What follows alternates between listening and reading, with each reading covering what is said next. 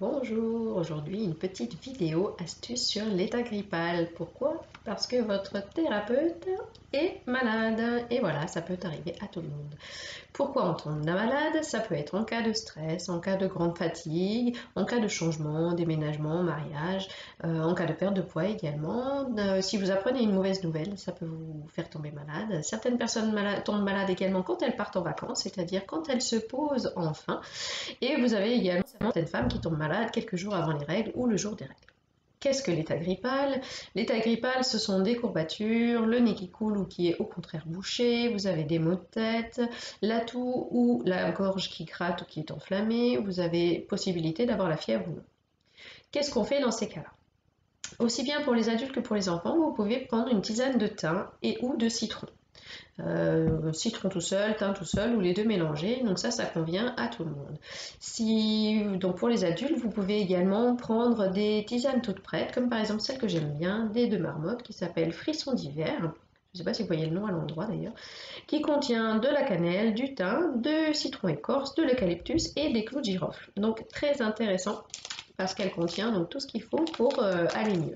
Si vous n'avez pas la tisane mais que vous avez des clous de girofle et de la cannelle, vous pouvez également vous faire vous-même votre tisane.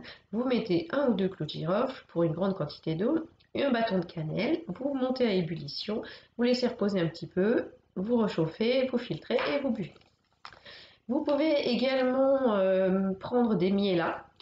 Alors, soit le miel, vous le prenez déjà tout seul ou dans votre tisane, ou alors en plus, vous pouvez faire un miela qui est un mélange de miel et d'huile essentielle. Comment on fait un miela? Donc, il faut soit un miel liquide, soit un miel que vous avez préalablement rendu un petit peu plus souple en le mettant au bain-marie. 2 cuillères à soupe de miel pour 6 gouttes au maximum d'huile essentielle. Quelles huiles essentielles? Il y en a 3 principalement qui sont intéressantes. Vous avez le titri de l'arbre à thé, le ravinsara et le clou de girofle. Vous mettez une seule goutte du clou de girofle et après vous choisissez entre le titri et le ravinsara si vous en mettez 2 ou 3 de chaque pour faire 6 gouttes au maximum.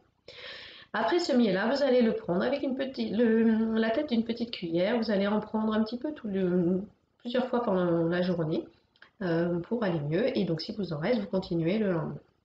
Attention, chez certaines personnes, le miel peut irriter la gorge quand vous le prenez.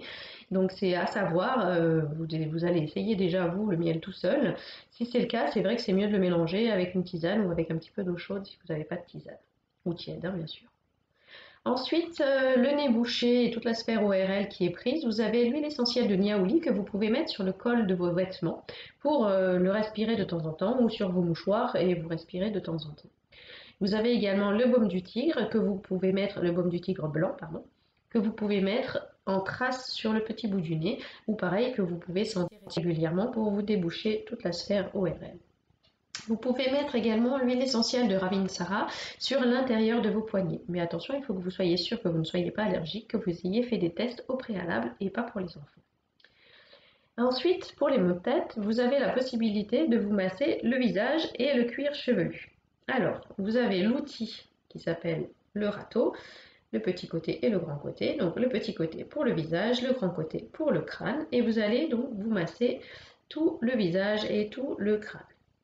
Bien sûr, que me direz-vous, si nous n'avons pas de râteau, bien sûr, hein, vous avez le droit de ne pas avoir de râteau de Tien Shan, bien entendu, vous utilisez votre brosse à cheveux. Alors moi, j'ai une jolie brosse à cheveux très très girly. Et vous vous massez en vous brossant bien les cheveux, tout en appuyant bien sur le crâne, jusqu'en bas, de haut en bas, toujours de haut en bas, hein, sur le visage aussi. Vous pouvez le faire avec votre brosse si elle est avec des petits picots comme celle-ci. Vous pouvez faire sur le crâne, donc bien sûr en enlevant les lunettes. Voilà. Ensuite, si vous n'avez pas de brosse, par exemple pour messieurs, vous avez les doigts. Vous mettez les doigts à l'envers et vous utilisez, hop, comme ceci, jusque en bas de la même manière. Ensuite, vous avez également pour décongestionner toute la sphère ORL les compresses d'eau chaude. Alors c'est vrai que des fois quand on a mal à la tête, on aime bien mettre des compresses d'eau froide, mais en fait les compresses d'eau chaude sont beaucoup plus efficaces pour décongestionner. Donc vous mettez une compresse d'eau chaude sur le crâne et sur le haut donc des yeux, ou sur les yeux même hein, si vous y arrivez. Ça vous permet un petit peu de soulager toute cette zone. Si vous aimez, vous pouvez également faire des inhalations. Moi personnellement, je ne suis pas super fan.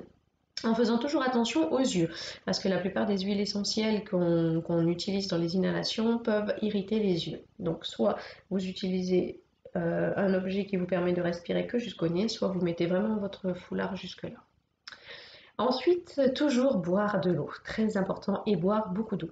Parce que vous avez de la fièvre, parce que vous allez manger moins, et donc en fait il faut réussir à boire pour éliminer. Il faut vous reposer, faire des siestes il faut, dormir la nuit au maximum, assis si vous n'arrivez pas à dormir allongé par rapport au nez pris. Il faut également bien aérer votre maison, 10 minutes par jour minimum, toutes les pièces de la maison, surtout la chambre, enfin vos chambres et les pièces de vie.